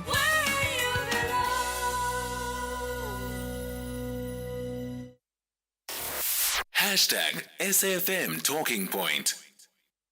You're listening to The Talking Point. We're focusing on the Tsiamiso Trust, which is a trust set up for the payment of compensation. This is in particular to mine workers who had contracted silicosis and tuberculosis to a point where it became a chronic condition following the settlement that we saw quite a number of years back. And this trust, of course, is the one established to distribute those funds, especially for claimants. Dalukhanyo is on the line. Dr. Munyadziwa Gwinda is the CEO of the Tsiamiso Trust, and he's been answering some questions. So, Dr. Gwinda, it's not the first time that we've heard concerns about how the trust affairs are being managed, particularly from the system that enables claimants to ultimately land up with claims that are before your assessors. The issue of doctors and the public healthcare system, where you have individuals, as Dalukhanyo is describing, who simply aren't aware of what needs to be done and therefore are unable to assist potential claimants. Cathy, and I really need to appreciate the effort that people like Dalukhanyo are really doing for the mine workers and the ex-mine workers in this particular area.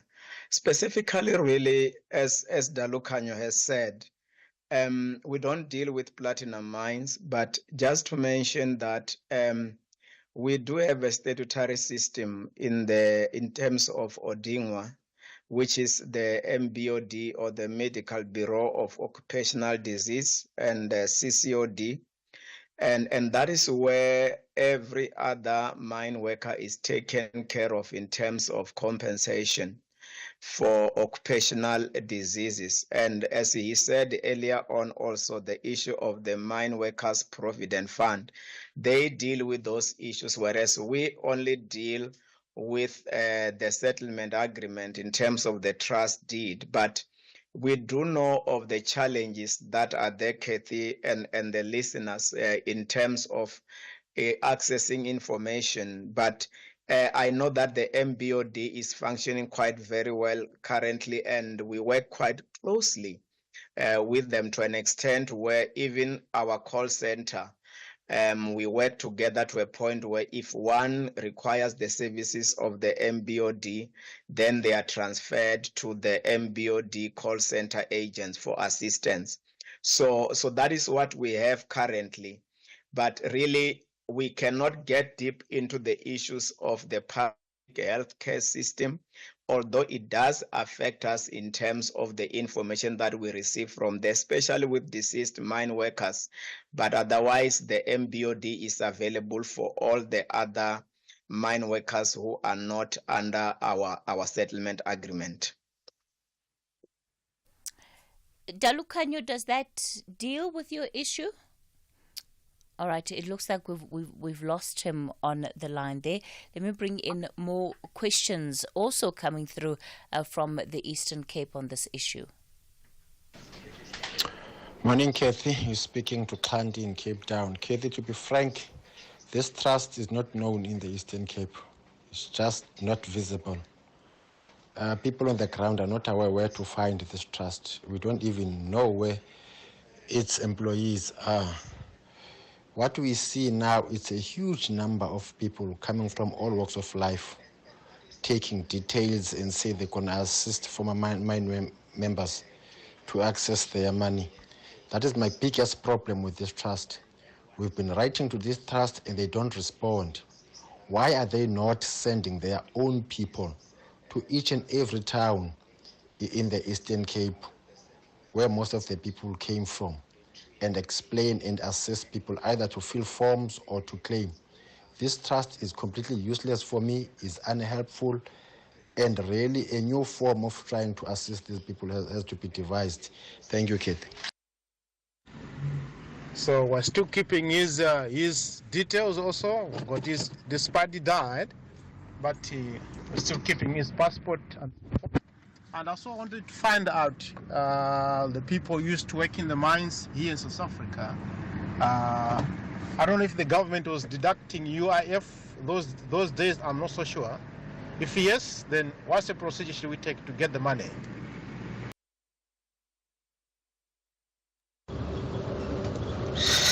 Hello, good morning, Sis Cathy and your guest. So, Sis Cathy, I would like to ask, okay, my name is McDonald here. I would like you to ask on my behalf the CEO that for those ex-mine workers that worked long during those apartheid times, 70s, 80s, then got retrenched 90s, but upon retrenchment they were not sick. Then later on contracted this silicosis or TB. So are they eligible to claim some of those claimants, or they're outside of the window, they are not covered, they can't claim that, or what is going on with them? Can they claim or not, because of they were working the mines that they are there? I mean, they're qualifying mines, the gold mines. Thanks, ma'am. All right. Thank you for those questions, Dr. Kwinda. Yeah, just a quick one. I need to mention. Let me start with the last question, Cathy, and the listeners. The same criteria applies. What the listener had asked is it falls within the qualifying period. Now, what comes in is whether this person was working in the qualifying mine, and if they reach out to our lodgement centers, we are able to verify that. Even if they were to reach out to us through our call center, they can be able to verify that information if they were working in a qualifying mine. and also check the information about the risk work. So from the days that have been given, it falls within the qualifying period. Of course, as I mentioned earlier, that is now to the other question around the UIF issues. I did mention the issue of the Mine Workers Provident Fund, and we are not responsible for that particular area and, as the trust. But if they reach out to the Mine Workers Provident Fund, they can be able to get assistance in that particular area. Specifically dealing with the question from the Eastern Cape, we really apologize that there could be areas where we have not reached out, but let me also mention that in terms of our progress so far, Eastern Cape is one of the provinces. In fact, Cathy and the listeners, the first country really that is leading in terms of claims that have been paid is Lesotho, followed by South Africa, specifically the Eastern Cape province, where most of our claimants are coming from, and we have paid most of claimants from the Eastern Cape. And we work quite very closely because the Eastern Cape government, provincial government, have got a very active program for ex-mine workers, and we work closely with them to a point where every quarter we also submit a report there. And I do agree that there may be areas where maybe we may not have reached out. As I said earlier, Cathy and the listeners, that we still have to do lots of work to go to those very remote areas to reach our potential claimants. But Eastern Cape is one of the areas that we've been doing quite very well. Thank you. Dr. Quinta, are you not worried about a perception? Because this trust is going to be in existence for a total period of 12 years. Are you not worried that if you are unable to expedite things in as far as getting your messaging out there, tracking down potential claimants, that in the end you might be seen to have essentially not facilitated the process through which people could have claimed that, yes, you did this, yes, there's a court settlement for why this is necessary, but that in fact you have not done it in earnest? Cathy, I will be honest with you. We are worried about that, and that is what give us sleepless nights, because come 2029, Cathy and the listeners, we should have at least located all the as many potential claimants as possible. And we are very much aware of the challenges that we have.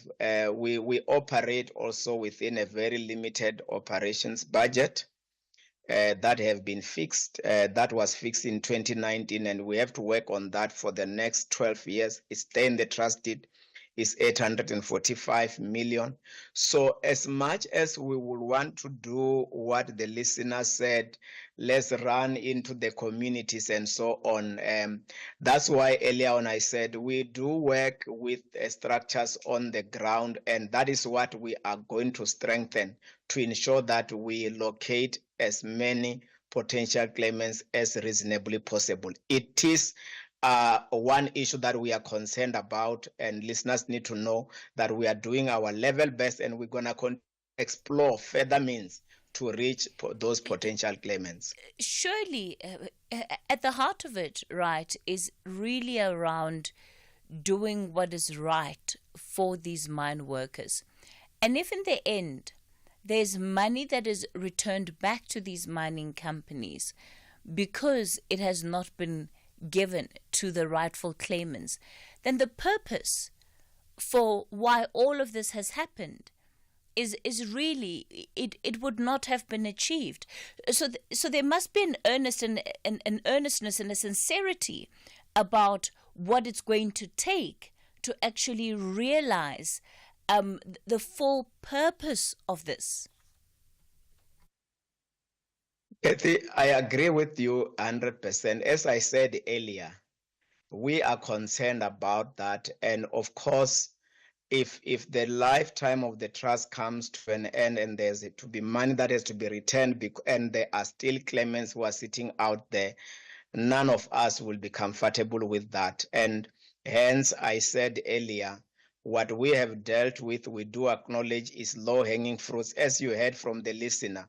While we can say 23% of our lodgements up to date are from the Eastern Cape, the listener says we don't even know anything about the trust. So it just talks to the aspect I was talking to earlier, that we need now to look at other means to reach those claimants who are in the most rural areas or remote areas of our country, and even outside in the SADC region. Dr. Kwinda is the CEO of the Tseamiso Trust, and you heard there's still lots of work ahead. One would have thought that the rural areas would have been where they started, because that, of course, is where communication campaigns would be most needed. But it's also because we know that that's where a lot of these mine workers would have gone back to their homes, some of which, probably even died while they were back home. So, yeah, all right.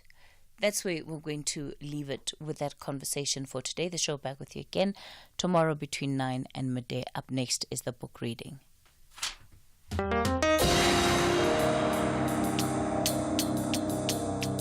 The book reading. Please note that the views expressed in this book are not that of the station. Listeners' discretion is advised.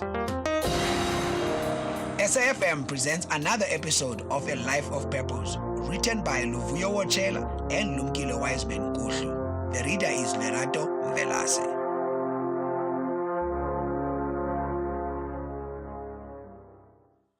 Operational activities within the XDC had stepped up from January 1970, coinciding with Wiseman's first vacation job at the Butterworth office.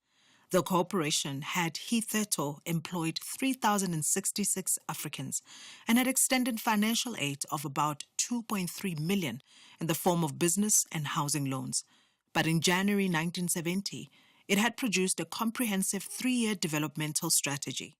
That new plan was to create some 10,000 new jobs with capital requirements of 37 million.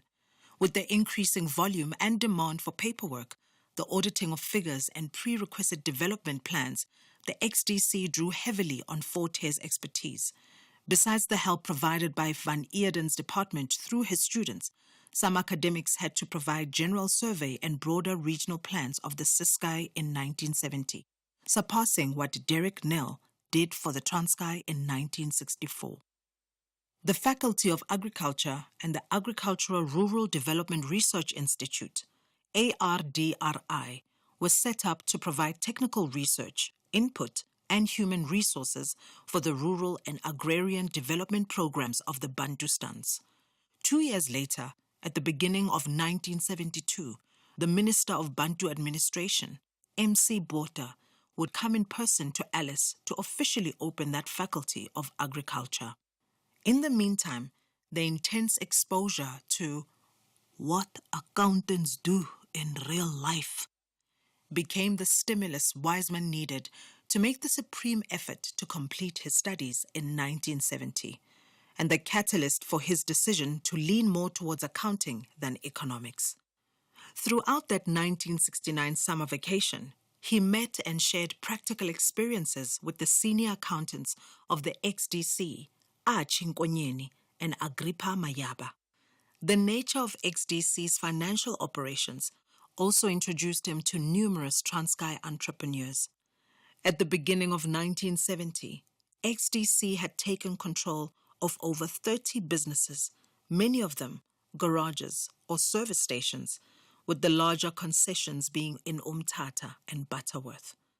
All had gross sales that exceeded 3 million. In the process of inspecting their files, Wiseman had also met and begun an enduring friendship with one of the XDC clerks, Sanele Titus, who consequently owned a garage known as Bashir Motors at Engcobo. Economics, which was still one of his 2 major subjects at Forte, was gradually being eclipsed. It didn't help that his economics lecturers never showed a personal interest in him. unlike his open and inspirational relationship with Professor van Eerden from the accounting department. Economics lecturers were reserved and difficult to communicate with, and it was hard for Wiseman to know whether they appreciated his work. Apart from his very first year, when they encouraged him to register for the BCom, they never afforded guidance or encouraged him about a career in economics, even though he believed he had done very well in that subject. The 1970 academic year opened with relative calm, considering the rapid expansion of student politics with the launch of SASO on campus in the previous year. SASO took time mobilizing itself on a Fort-Hare campus that still accommodated a few sympathizers of the more conventional political philosophies of the banned historical political organizations of the ANC and the PAC.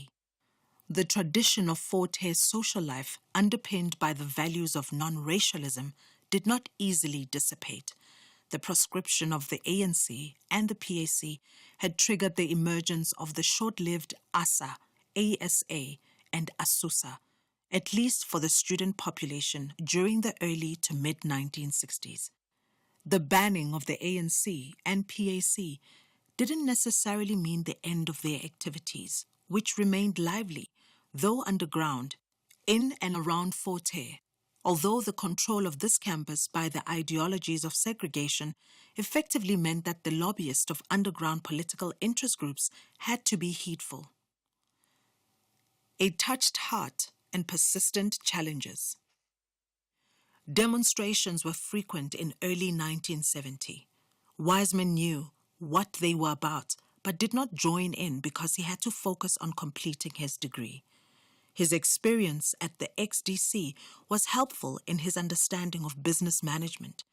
He obtained a distinction in this subject in his third year. His next vacation work at the XDC offices in Butterworth in mid-1970 became a defining moment in his life after he encountered a charming young lady who would touch his heart. Her name was Hazel Nondima Mahlulo. And although her background was not immediately fully known to Wiseman, until at least 18 months later, there was an instant attraction between them. Hazel was the only daughter and the second of 4 children of William Jamangile and Margaret Nosomi Mahlulo. Her background was not entirely dissimilar from his. Born in December 1950 into a well-known Amagwashu clan, she too had grown up in a land-owning mission-educated family. Her father, William, had worked for a long time as a court interpreter and later turned to farming when he acquired a small holding near the Khamnyiba village, just northwest of King Williamstown and on the upper banks of the Buffalo River. With a mother who was also born in Qala and also a qualified teacher, she had been sensitized early onto the values of education and the essence of property, particularly land, cropping, and livestock rearing.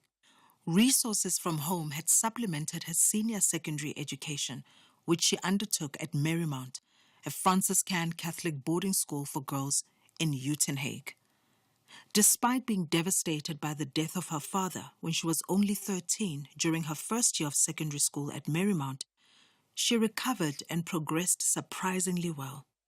She was innately inquisitive and attentive and became highly erudite at a young age. The long train and bus trips from King Williamstown to Uitenhage had exposed her to the Karoo small towns such as Bedford, Cookhouse, and Somerset East, and at times she travelled via the city of Port Elizabeth and had seen more places than most girls of her age with her village upbringing. Interaction with school friends of different backgrounds at her boarding school had also introduced her to different languages and practices. Besides her home language of isiXhosa and English and Afrikaans that were taught at school, she had gradually become conversant in isiZulu and Sesotho by the time she started higher classes for the senior certificate.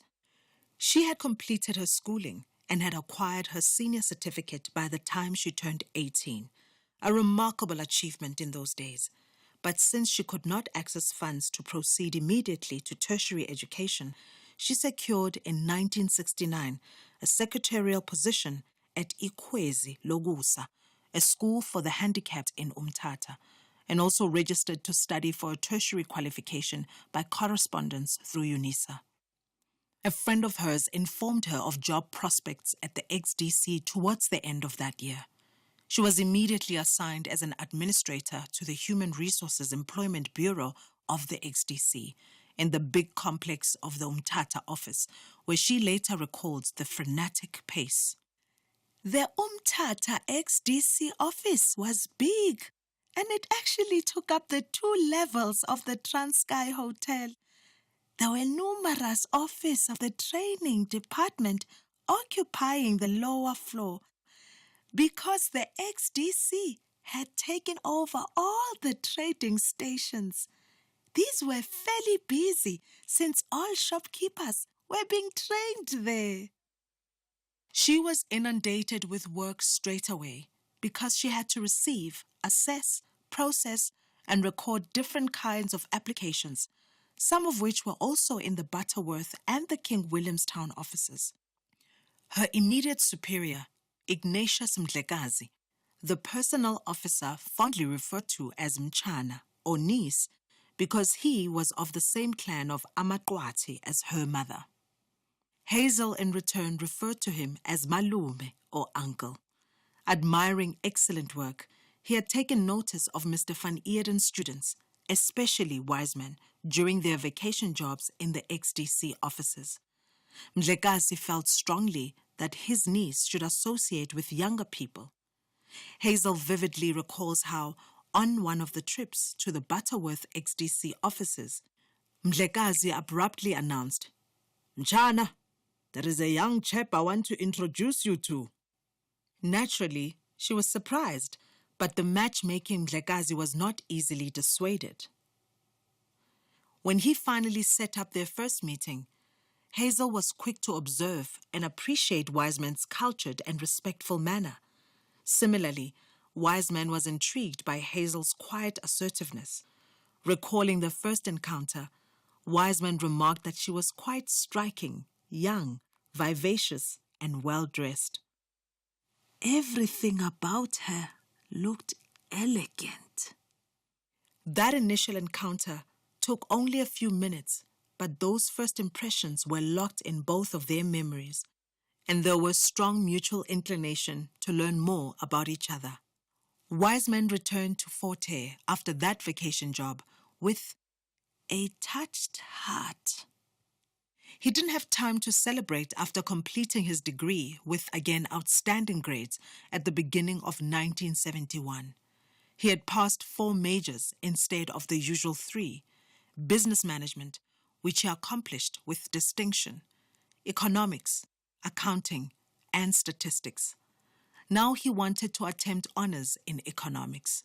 But Professor Smith was not prepared to offer economics at that level, especially as Wiseman was the only prospective honors student.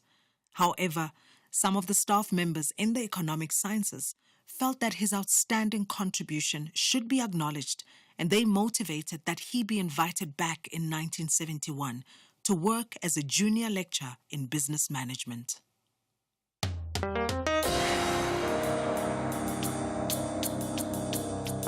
That was another episode of A Life of Purpose, second edition, written by Luvuyo Wochela and Lumkile Wiseman Kuhlu. The book is available online on www.kmmr.co.za, KMMR Publishers, and in all leading bookstores countrywide. It is broadcast on SAFM at 11:45 Monday to Thursday on The Talking Point. It is produced for the station by Vovi Patala, read by Lerato Mvelase, technical production Wiseman Manqele and Nanda Khoza.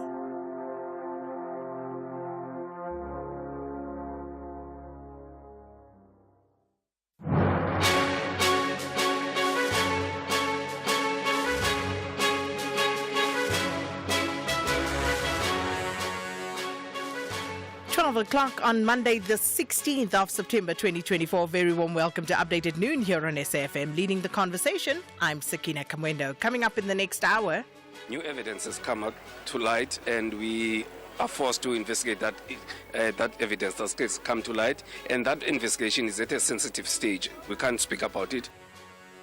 The Vredenburg Magistrates Court has heard new evidence in the case of 6-year-old Jocelyn Smith. There's a correlation between what is happening outside and what is happening inside. So we have to dismantle the gangs inside, as we also are working with SAPS to dismantle them outside. And the Correctional Services Department has conducted an early morning raid at St. Albans Prison. Coming up in sport, we hear from both the men and women's cricket sides as they're in action this week. In fact, the women playing today. There's some good news for local football fans as well. Can't wait. John Hurricane with those details in the second half of the show. Please let us know what's on your mind. 41391 is the SMS line number, charged at R1.50 per SMS. You can also write to us via X or Facebook, hashtag updated noon, or our handle SABC News _radio. You can also send us a WhatsApp voice note on 08269233909. Well, these and more stories coming up on this Monday edition of Updated Noon. First, though, let's bring you up to speed with the latest news. Here's Eva Chipa.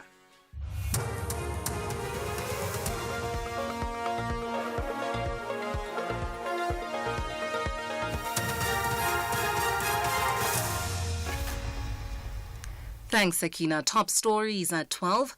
COSA's protest against the Basic Education Minister and police raid the St. Albans Correctional Centre. Good afternoon. I'm Eva Chipa. The Congress of South African Students is protesting outside the Pietersburg English Medium Primary School in Polokwane, where Basic Education Minister Sibuya Kwagube is conducting a site visit. The minister is on a tour of several schools in Limpopo today. The student organization is calling for her dismissal after she chose not to attend last week Friday's signing of the Bella Bill by President Cyril Ramaphosa. COSA's national coordinator, Cathy Mohlahlana, further explains. Our extraordinary response to the president is that the president should fire this woman immediately because this person do not stand for the poor. This is the first step, it's a demonstration. From here, we are going to march to the union buildings to tell the president of South Africa that we are tired. Of course, GNU, we are in GNU, and we believe, all of us, that it must work for the benefit of our people, blacks in particular, because they are in majority in South Africa. Now, if an individual is given a critical position, such as being the political head of the basic education sector, is not that person seems to be anti-progressive, then it is a problem to us. The DA caucus in Tshwane says if Action SA forms a coalition with the EFF in the city, it will cause significant instability. This after Action SA leader Herman Mashaba announced over the weekend that the party's Gauteng provincial imbizo that they have severed ties with the DA in Tshwane. Mashaba hinted that Action SA councillors would support a vote of no confidence against Mayor Celius Brink, which is set to be tabled next week, Thursday. DA caucus spokesperson Kwena Moloto. The same EFF that Action SA is attempting to bring into government was the EFF that has been, cases have been opened because they assaulted councillors in the council chambers. There's videos of this. The same EFF whose caucus leader just a month ago said that he wants the Murabur and that he wants the blood of an Afrikaner. And so in no way can Action SA argue that this will bring stability to the municipality. Mm-hmm. An unannounced search operation has been conducted at the St. Albans Correctional Centre in Gqeberha in the Eastern Cape. The raid in the early hours of this morning was led by Correctional Services National Commissioner Mahoti Tobagale. Money, sharp objects and cell phones were some of the illegal items found and confiscated. Tobagale says the raids are meant to mitigate criminal activities behind bars. So we're dealing with crime rings here that we are dismantling. That's why even when we got into the cells, I indicated that I'm interested in a particular, settings in terms of where they are housed. In most instances, those that are housed in corners are the ones that are controlling everything that happens in a cell. That's why in the first cell that we got in, we were able to recover 1,900 from one of the offender. And if you check where he was housed, he's housed at the corner. In other news, the Hawks and the Road Traffic Management Corporation, RTMC, have arrested a driving school owner and 13 licensing officers working in Sabi, Graskop and Leidenburg testing stations in Mpumalanga. It is alleged that the officers colluded with driving school owners in corrupt activities of issuing fraudulent driving licenses. At the Sabi testing station, 2 officers were arrested. RTMC spokesperson Simon Zwane says the officers will be charged and appear in court today. And looking further afield, the UN's most senior official overseeing aid and reconstruction in Gaza has said the world is failing innocent civilians after nearly a year of war. Sigrid Kaag told BBC that her report into the UN Security Council later today will be very somber and dark. We've built all systems to be in place, but there's no substitute for political will and the political choice to improve matters. The ceasefire and release of the hostages is desperately needed. Not much else can be improved until we reach that point. Recapping the top story at 12, the Congress of South African Students is protesting outside the Petersburg English Medium Primary School in Polokwane, where Basic Education Minister Siviwe Kwagube is conducting a site visit. The minister is on a tour of several schools in Limpopo today.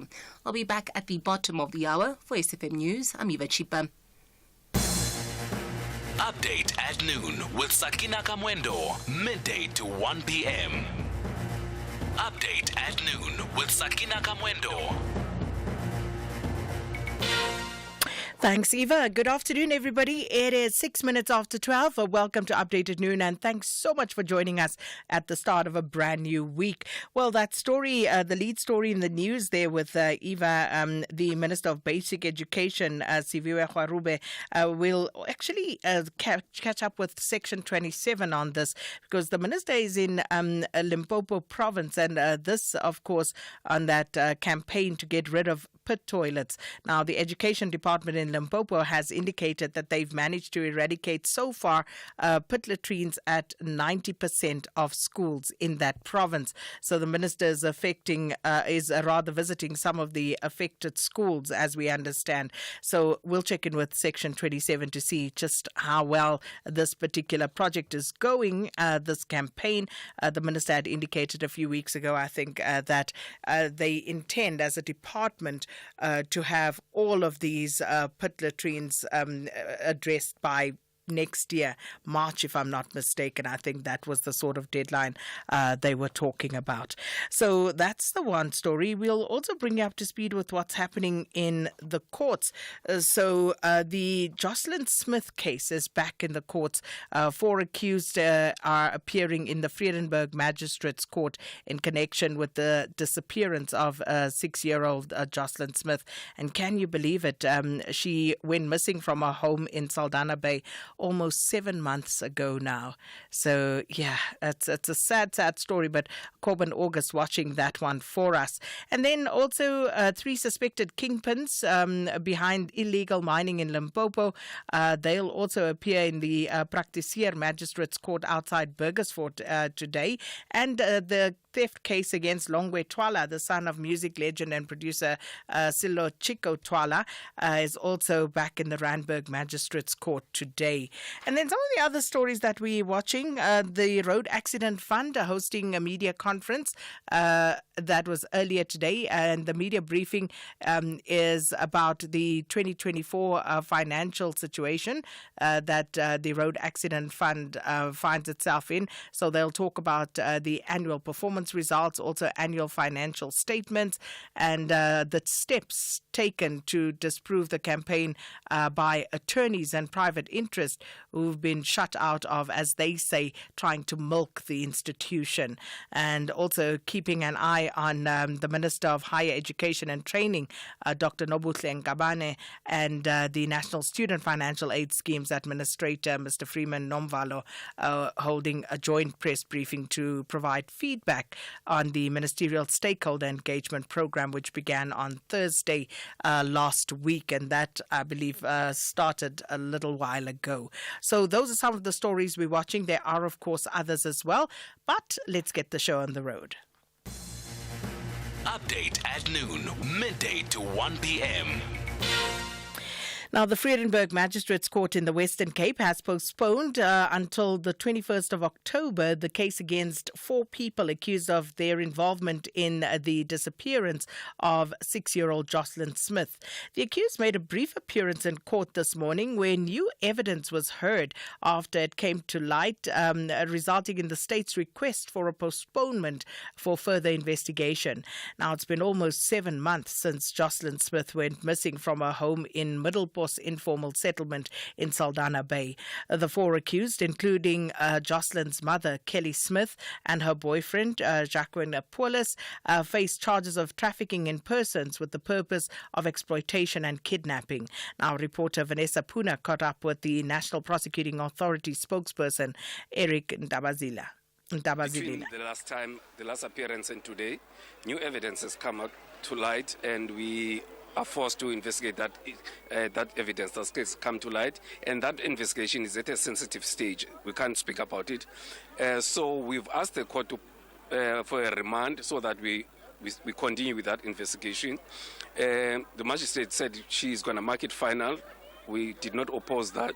We understand the frustration that may be there because it's taking a bit some time to investigate the matter, but we'll be coming back on the 21st, hoping that we are able, or we've been able between now and then, to come up with something on the new evidence. I know you said you can't speak about it, Eric, but is the possibility of another suspect also on the cards, or is that ruled out at this stage? No, there's no possibility of new suspects. It's an evidence surrounding the present accused in the case. Eric, as usual, I mean, just behind me, we of course see that quite a number of community members have, again, as with every other court appearance, protested outside court. It is a sense that with a little girl going missing in February, of course, it's been months, and the community is still adamant that she should be found. They've been here at every single court appearance. Look, Vanessa, yes, I agree with them. I'm sure all of us agree with them that she should be found alive. And I've spoken to the investigating officer because we're a team. They've been here it's about 2 weeks ago. They're still continuing with the investigation. He tells me that they've been in each and every corner. Whenever they get calls to say there's something that has come up, they come through to do the investigation and speak to people. Even the psychic who made calls and say they made contact, they are still busy investigating.